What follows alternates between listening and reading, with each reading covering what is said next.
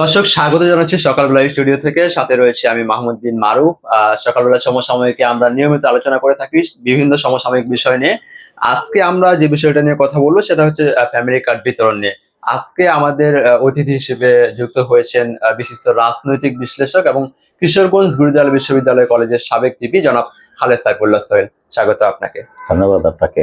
আপনি নিশ্চয়ই জানেন যে আজ ফ্যামিলি কার্ড বিতরণে শুভ উদ্বোধন করা হয়েছে কয়েলবস্তি থেকে, এবং বিএনপি সরকার দায়িত্ব নেওয়ার 1 মাসেরও কম সময়ে আসলে এটি বাস্তবায়িত হলো। কি মনে হয় যে জনগণ কতটুকু উপকার পাবে এই ফ্যামিলি কার্ড থেকে? ধন্যবাদ আপনাকে। আসলে নির্বাচনের আগে জাতির কাছে যখন বিএনপির পক্ষ থেকে তারেক রহমান সাহেব বক্তৃতা দেন, তখন কিন্তু ফ্যামিলি কার্ডে সবচেয়ে গুরুত্ব দেওয়া হয়েছে। এবং ফ্যামিলি কার্ড দিয়ে কিভাবে একটা ফ্যামিলিকে স্বাবলম্বী করা যায়, বিশেষ করে মহিলাদেরকে, এটা ওনার একটা থিম ছিল। উনি যে বলেছিলেন আই হ্যাভ এ প্ল্যান, প্ল্যানের একটা পার্ট ছিল এটা। এই পার্টের মধ্যে অনেক সময় এই যখন উনি এই কথাগুলো বললেন, অনেকে ধরে নিয়েছিল নির্বাচনের জন্য অনেক রাজনীতির দল অনেক কথা বলে, এবং তার যে জামাত ইসলামের আমির সাহেব শফিক সাহেব বলছিল রাখেন তোমার ফ্যামিলি কার্ড। এরপরে তাদের আলো যারা নেতারা ছিলেন তারা মানে তাচ্ছিল্য করছিল, ভাবছিল যে ফ্যামিলি কার্ড ভুয়া জিনিস, এই সে মানুষকে বুঝাইতে চাইছে। কিন্তু এই যে ভুয়া জিনিসটাকে প্রমাণ করার জন্য, তাদের সমস্ত সমালোচনাকে মাটিতে ফেলার জন্য 1 মাসের মধ্যেই যেটা উদ্বোধন করবে, এটা কিন্তু কেউ প্রত্যাশা করেনি। আসলে তারেক রহমান সাহেব প্রধানমন্ত্রী হওয়ার পরে প্রতিদিনই নতুন নতুন বার্তা জাতির সামনে দিচ্ছেন, এবং জাতি তার কাছে প্রত্যাশিত যে উনি এই কাজগুলো করে যাবেন। আর সবচেয়ে ইন্টারেস্টিং যেটা, যে উনি আজকে যে কার্ডটা উদ্বোধন করলেন, উদ্বোধন করে যেই উচ্ছ্বসিত মানুষের মধ্যে পেয়েছি আমি আজকে, যেটা দেখলাম যে মহিলারা যেভাবে কার্ড পাওয়ার পরে যে মানে আনন্দের হাসি দিচ্ছে, এইভাবে আজকে ঘোষণা করেছেন যে ধাপে ধাপে 4 কোটি ফ্যামিলিকে কার্ড দেওয়া হবে। কার্ড দিলে পরে ঘর থেকে যে মানুষটা স্বাবলম্বী হবে, এটার জন্য যে আহামরি কিছু পেয়ে যাবে বিষয়টা এমন না। 2 থেকে 2,500 টাকা একটা ফ্যামিলির জন্য, একটা ছোট্ট শিশু কিংবা সন্তানকে স্কুলে পড়ানোর জন্য, ফ্যামিলি চালানোর জন্য একটা বিশাল সাপোর্ট হয়ে যায়।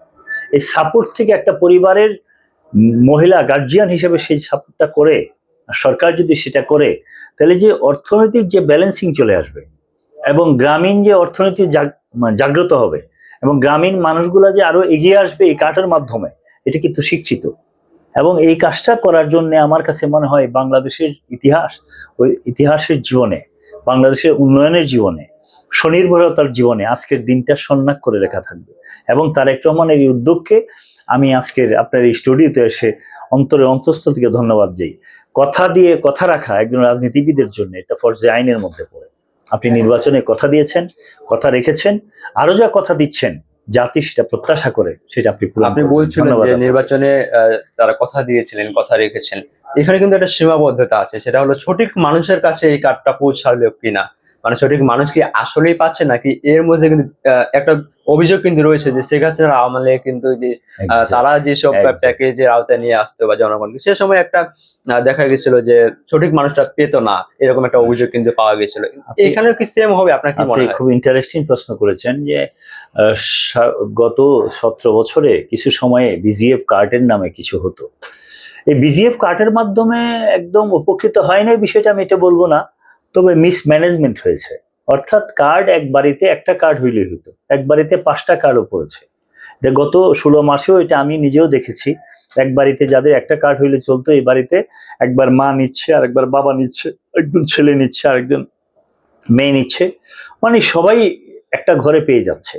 এইবার যে কার্ডের বিষয়টা যখন আসলো তারেক রহমান সাহেবের সামনে, এই প্রশ্নগুলো আসছে, প্রশ্নগুলো এসে উনি যে এটাকে মিনিমাইজ করেছেন, আজকে আপনি খেয়াল করেছেন কিনা, যে উনি কার্ডটা সিলেকশন যারা হয়েছে প্রতি বাড়িতে একজন করে, এবং একদম পোর মহিলা যে একমাত্র প্রাপ্য তিনি যে পাবেন, এই সিলেকশনটা ঢাকা থেকে যে কমিটি করা হয়েছে তাদের একজন প্রতিনিধি ছিল, রাষ্ট্র থেকে আরেকজন প্রতিনিধি ছিল, লোকাল গভর্নমেন্টের সাথে রিলেশন ছিল।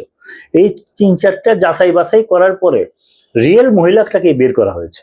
এবং আপনি দেখেন, রিয়েল মহিলা না পাইলে টাকাটা পাইতে অনেক সময় টাকা দিতে হতো, কিছু মার্জিন রেখে দিত, যেমন বিসিএফ কার্ড দেওয়ার সময় স্লিপ দিতে হয়। আর আজকের ইন্টারেস্টিং বিষয় হচ্ছে, আজকে যে কার্ডটা ওনারা পেয়েছেন, আজকে যে কার্ডটা পাওয়ার আগেই ওনার বিকাশ নাম্বার যেটা দিয়েছে, নাম্বারে টাকা চলে গেছে। ইন্টারেস্টিং হয়েছে, আপনি যে মিসম্যানেজমেন্টের যে ধাপগুলা, এগুলি মিনিমাইজ করা হয়েছে। প্রথমত লোকটাকে চুজ করতে ভুল হচ্ছে না, এই পর্যন্ত যে কার্ডগুলো হয়েছে আমরা আজকে পর্যন্ত এখনো কোনো তথ্য পাই নাই, ভুল ইনফরমেশন পাই নাই, সঠিক জায়গাতে গিয়েছি এই তথ্যই পাচ্ছি। এরপরে সময় গেলে আরো বোঝা যাবে। নাম্বার 2, টাকাটা সঠিকভাবে গেছে কিনা, তার যেহেতু অ্যাকাউন্টে চলে গেছে, সবাই পেয়ে গেছে, তাতে মনে হচ্ছে দ্বিতীয় দাবও সফল। এরপরেও কিছু তো সমস্যা থাকবেই, এটা আমাদের অস্তিত্বের মধ্যে সমস্যা আছে।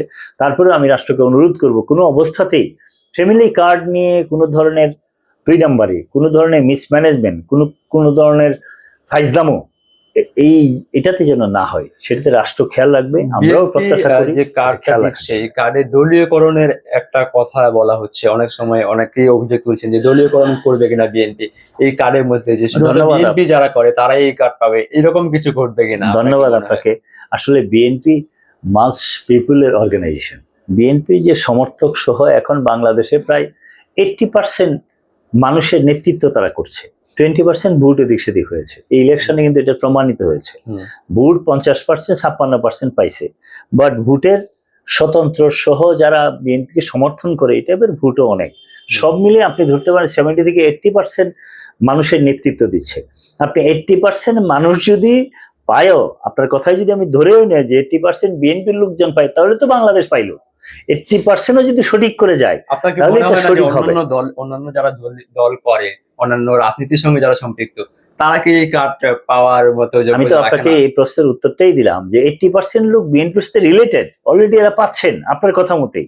এরপরে আপনাকে আপনার জ্ঞাতার্থে আমি বলি, ফ্যামিলি কার্ড নিয়ে এই পর্যন্ত যত তথ্য আমাদের কাছে আছে, যত তথ্য আমি জানি, যত তথ্য দিয়ে এটাকে কালেক্ট করা হচ্ছে, একটা জায়গাতেও গ্যাপের কোনো সুযোগ নেই। এখানে বিএনপির কোনো নেতৃত্বের সাথে এটার কোনো সম্পর্কই নেই। রাষ্ট্র বনাম ওই ফ্যামিলি কার্ড, রাষ্ট্র দিচ্ছে, ফ্যামিলি নিচ্ছে, এখানে মাঝখানে আর ওই যে দালালি করার যে স্কোপ থাকে এটা নাই। সুতরাং আমার কাছে মনে হয়েছে যে এই যুক্তিটা তুলে ধরা হয়েছে দুইভাবে, এটা খণ্ডিত। এক হয়েছে যে এটার সাথে দলের কেউ জড়িত নয়, নাম্বার 2 হয়েছে বিএনপি এখন বাংলাদেশে 80% মানুষের নেতৃত্ব করছে। শুধু 80% মানুষকে পাইলে আপনি ধরে